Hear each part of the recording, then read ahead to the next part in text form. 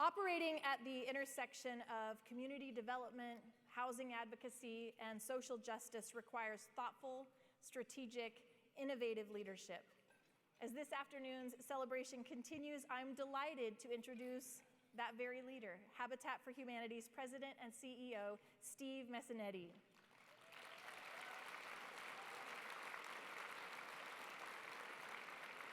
Years ago, Steve began his career with Habitat, working at its international headquarters in Georgia. A decade later, he took the helm at Habitat Portland region and has guided the organization to become a region-wide leader in affordable homeownership development. Under Steve's leadership, Habitat has received numerous honors for its green building, including the Green Builder Award from Earth Advantage, a prestigious honor which signifies that a project or individual has demonstrated exceptional commitment to sustainability, energy efficiency, and environmental stewardship. In just the past 5 years alone, Habitat has tripled the number of people it serves annually and is now on track to build or repair around 100 homes in 2024, with plans for even bolder growth in the years to come. With leadership that fully embodies the spirit of unity and compassion and the drive to not just build houses, but to build homes and futures together, please join me, friends, in extending a warm welcome to the stage for Steve Messinetti. Hi, Steve.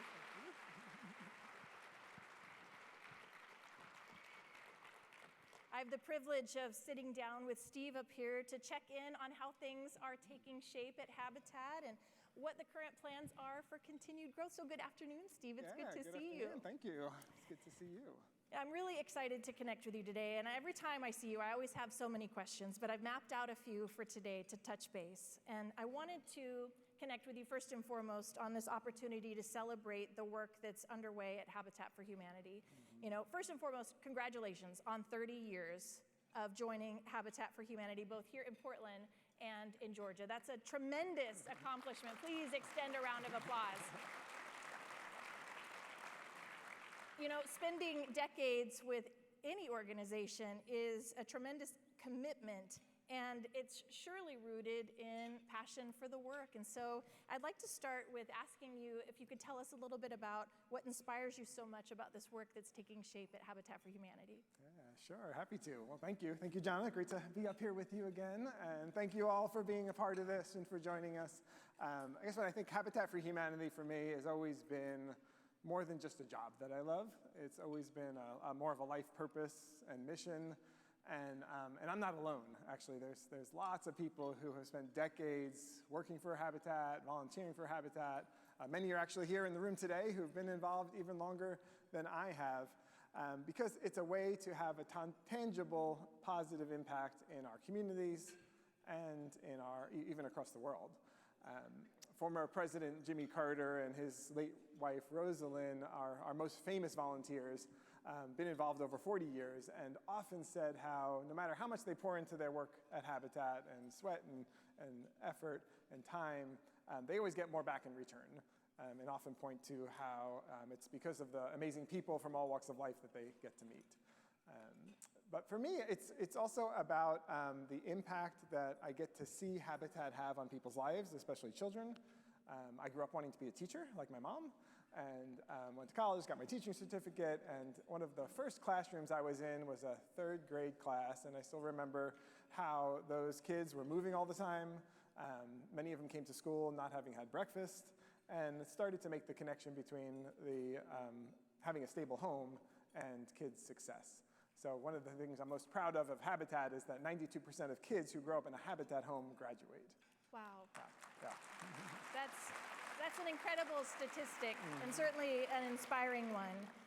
When you think about Habitat homes having the power to changing something like graduation rates, you know, with 92% of Habitat home youth going on and graduating from Oregon schools, that's so impressive and so inspiring. And if you think about that statistic, it's clear that Habitat has the ability to build more than just houses. We're building futures here together. Together we have the power to build those futures, to build dreams, to build a world where every individual has the opportunity to thrive. And affordable home ownership, as we all know, is the key to thriving. And that's why it's the cornerstone of Habitat's communities. It's what makes them truly a life-changing organization, life-changing for families and individuals. So while someone renting in the Portland metro area is paying around $1,900 or more on average for a 2-bedroom apartment, a Habitat homeowner would be paying well below that figure for a fixed mortgage in a home that they own. Can you share with us a story about what stands out to you regarding the impact of affordable homeownership that's had on someone's life? Mm-hmm.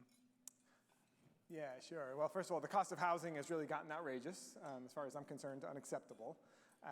The average renter income in our region now is less than $50,000 a year. So with rents that high, like you said, that means that most renters are paying more than half of their income on rent, which doesn't leave enough for other basic life necessities like putting food on the table for your kids.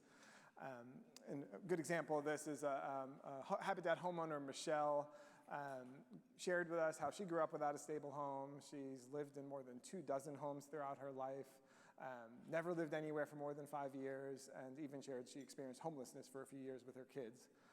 She now has 4 kids and was able to go to college, got a degree, was able to get a decent job as a dialysis technician. But even with that job, wasn't able to find an affordable apartment for her family to live in. Until 3 years ago, she applied to Habitat to buy a home in Southeast Portland, where she lives now. And now Michelle will never see another rent increase again. Her kids will be able to go to the same schools and have the same friends until they graduate. And Michelle can focus on her dream that she shared with us of making sure all of her kids go through college. I love that. Yeah. You know, and if you're new to it, let's put our hands together for that story as well, friends. If you happen to be new to the work of Habitat for Humanity and you're joining us today at the Hope Builder Lunch for the first time, Michelle's story is one of, thousands of life-changing stories that are shared and opportunities, lives that are transformed thanks to this incredible work of Habitat for Humanity. Having access to affordable homeownership through Habitat, obviously it's unlocking dreams, it's building stronger communities, and it's creating a world where everyone has a safe and affordable place to call home. Steve, there's so many aspects of this work that have stood out to me personally throughout the years, but one thing in particular that I find really inspiring is that you're not only developing and building homes, you're working on creating an environment where developers can build entry-level homes as well, and that's such an important key to this success. How does that impact our region's overall housing market, and how does Habitat's work fit into that equation? Mm-hmm. Yeah, and I'd even say that we are experiencing a market failure when it comes to housing right now. Folks can remember back to the Great Recession. Builders stopped building, we didn't have enough housing. Then the economy improved about 10 years ago and building started again, but we actually weren't building the right types of housing. The statistics now show that before 10 years ago, about 60% of all the homes that got built were entry-level homes, the types of homes the average family can afford. Now that's less than 10%. What that means is that most renters are stuck renting, which puts pressure on the rental market, which causes the rents to go up, which causes more evictions. We're seeing record evictions right now, which obviously feeds into our homelessness crisis. So when Habitat for Humanity builds a home, we provide a family that couldn't afford a stable home otherwise, the opportunity for a stable home. It also frees up a rental unit for someone else who needs that. So that cycle of support continues. It's a continuum of inspiration.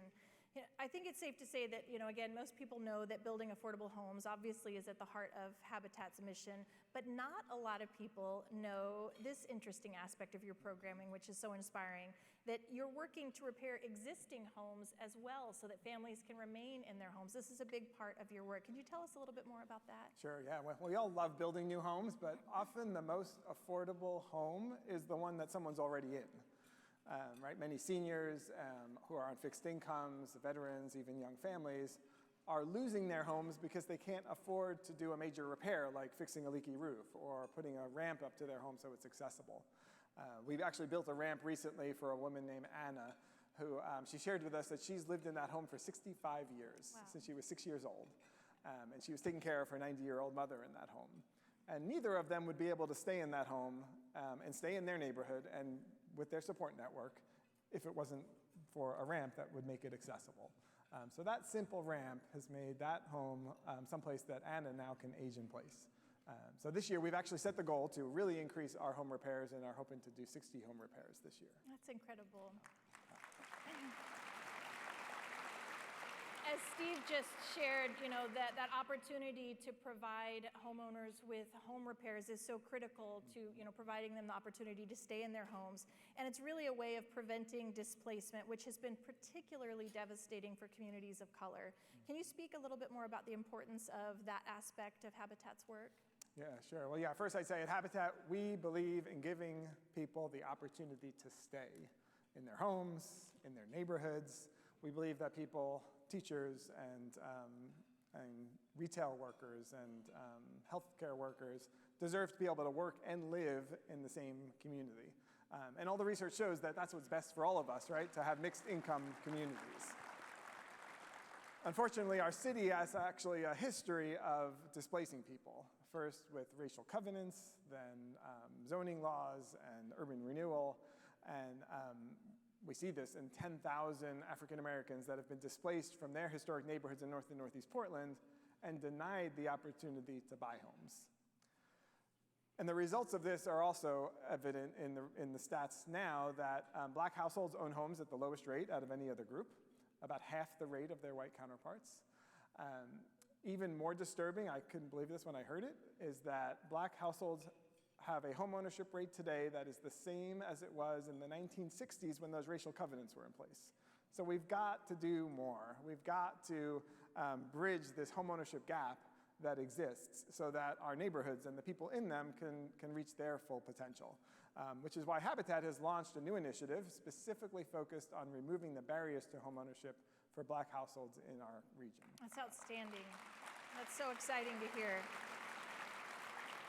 Habitat continues to evolve in programming and be really innovative as you continue to move forward in this journey to provide safe, affordable housing for our community. And recently, you launched a new community in Lake Oswego, which is a breakthrough for affordable housing in that area. Can you tell us a little bit about the impact of that community and what the coming year looks like for Habitat where breakthrough affordable housing is concerned? Yeah, sure. So we're building 23 townhomes in the Lake Grove neighborhood of Lake Oswego, first affordable homeownership project in Lake Oswego. And this initially came about through the mayor's support, the full city council support, Clackamas County's commissioners supported the project, our state legislature supported the project, and now we're seeing support grow from the business community. The chamber, I think, is here tonight, because they're having a hard time finding workers that can afford to live anywhere nearby their businesses. So this will be a project that over 100 people will live in that would not be able to afford to live in this neighborhood with great schools and great amenities otherwise. We're also building homes in Hillsborough right now. We'll be breaking ground on homes in Gresham. And then we're really excited about our largest project ever. It'll be a 52-home project that will break ground later this year in the southwest Hillsdale neighborhood of Portland. It's near the Hillsdale neighborhood. So. That's sensational. Habitat, tremendous focus is placed on building homes and building hope. But as Habitat continues to break ground literally and metaphorically, you're getting involved in conversations that are happening in and around the community regarding how housing comes together as well. Can you tell us a little bit about that today? Yeah, we are. So in addition to building homes ourselves, one of the things we've known is that we can't build enough homes. So we've actually gone out and have some pilot projects right now, one in Portland, one in Gresham, where we're partnering with private developers where they're going to build the homes and Habitat's coming in to work with the families and ensure they have an affordable mortgage to buy those homes. And we expect to, over the coming years, double the number of homes that people can buy through Habitat through partnerships like this. We also know that every home we build is transformational, and yet every year over 1,000 households come to us for help. What we've also learned is that because we build a lot of houses, we have some influence. Influence on public policy, influence on zoning laws and kind of land use laws and so forth. So our board and staff has actually dedicated additional resources and time to creating better housing policy and smart housing policy throughout our region. It's outstanding. Such an influential organization in so many ways. You know, it's inspiring to hear that Habitat is advocating for smart housing policies to address these diverse needs of our community, all while promoting sustainable, equitable, and affordable housing options. There's so much more that I would love to connect with you on here today, but I know our time is limited. So I guess in closing, I'd like to ask, what's giving you hope for the future? Yeah, well, I guess first that comes to mind is our Habitat for Humanity homeowners give me hope. These are people who are struggling to get by in a region where the cost of everything is skyrocketing, who are working hard and yet falling short in being able to provide just basic necessities for their families. And yet, instead of giving up, they double down and are committed to providing a better future for their children. And what gives me hope is seeing them become leaders in our community and in their neighborhoods, become advocates for others who are being left behind, and really giving back, and that really gives me hope. I'd also say, of course, this room of people today give me hope. It is amazing to have all of you here today. Our mission is to bring people together just like this, to build homes, community, and hope. Almost 1,000 people here this morning because you care about your communities. You want your neighborhoods to be a place where everyone can live, where everyone can stay in their neighborhood and in their home.